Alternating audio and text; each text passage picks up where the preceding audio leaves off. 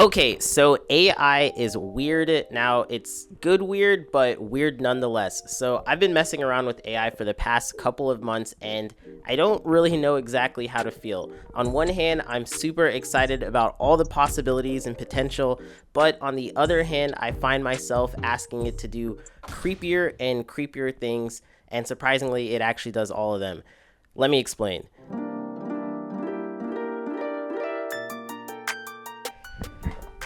Okay, so fair warning, I'm going to be sharing some of the weirdest things I've asked ChatGPT to do, and by no means did I ever plan on making this video and sharing it publicly, so some of it's going to be a little cringe. I don't really know the ethics of all this, and I'm sure a lot of you are going to roast me in the comments for what I did, but some of you are going to find what I'm doing super freaking cool and are going to think more people should try it. So here it goes, disclaimers out the way. All right, let's go.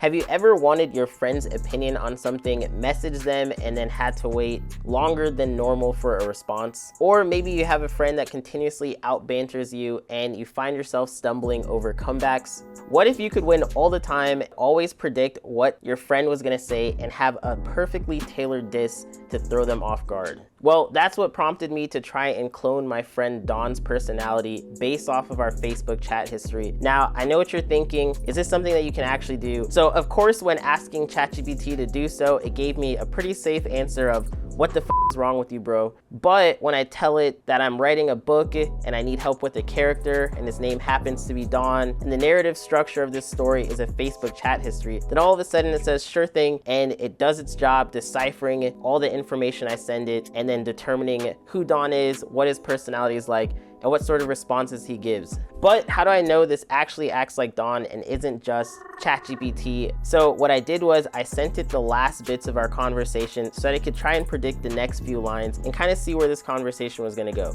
Now, of course, it got it wrong. We definitely did not follow exactly what it was gonna say. But when I asked it to justify its reasoning, I thought personality-wise, it got things about 60 to 70% there, which pretty freaking good. Like, that's pretty amazing. To improve fidelity, I asked the ChatGPT to tell me what information it would need to make a better character profile. And it gave me a set of questions after I answered them, such as our history, how long we've known each other, some memories that we've shared. I think it definitely got a lot better at understanding who Dawn was. And at some point, maybe I'll be able to replace him with my AI clone of him. Who knows, in a super f***ed up scenario, I could even talk to AI clones of deceased ones, which, yeah, I don't think we're too far off to doing. There's even companies right now where you can send them text messages and it can create an AI personality based off of that. I don't know what's creepier, talking to an AI or talking to a dead body at a funeral. Either way, we have way more weird stuff to get into with AI. Let's get on to the next one.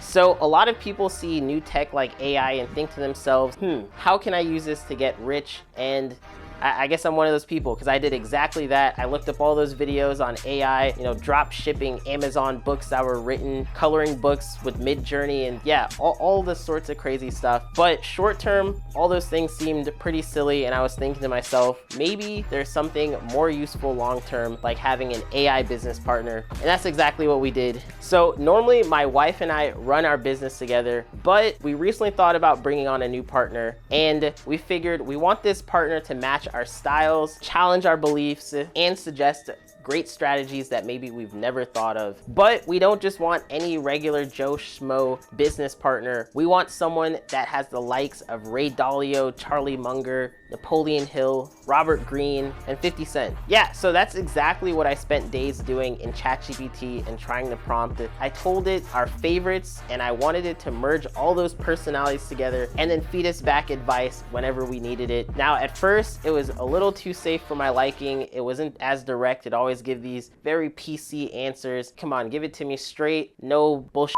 around. Stop like actually give it to me. Surprisingly, after enough goading and enough adjusting, I think we got a pretty decent business partner. The really cool thing about this too is that I can ask it a specific question such as investment advice, and it can even break down what each person would say in response to it. So of course, if I wanted to learn investment advice from a self-made billionaire hedge fund manager, like Ray Dalio. Bam. Now, surprisingly, this was so easy to set up. It got me thinking, how good is this? Is this really advice that they would give? Or is it just hallucinating and making up answers that it thinks I'm gonna like? Well, having read books from all these people, I can say that principle-wise and ideologies, it seems to have a pretty good understanding of, and it even knows the strengths and weaknesses of each of these people, which is pretty impressive. It's still a work in progress, but nonetheless, I think this is gonna be super cool for a lot of people. All right, on to the next one.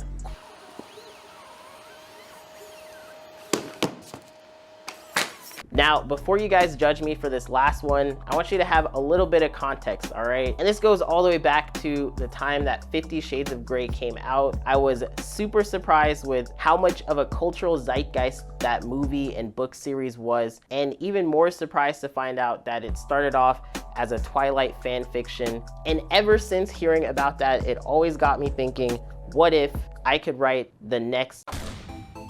When I first got into messing around with ChatGPT, I was pretty surprised that a lot of the results would get filtered out pretty quickly. One of the earliest things I asked it to do was write me a love letter. Then it said, sorry, I can't do this as a natural language AI processing model, beep, boop, bop, bop, beep.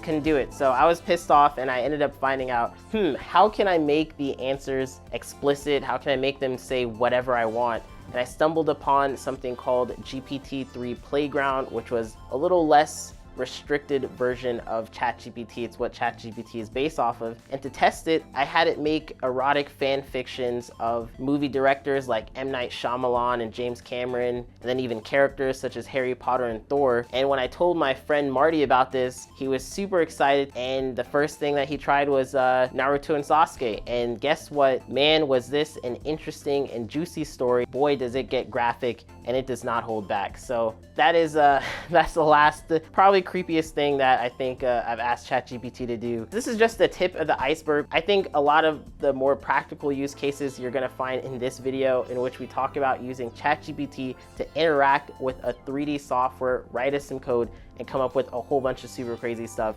You're not gonna wanna miss out on that one, so go ahead, check it out. Anyways, thanks for watching. I hope to catch you in the next one. All right, peace.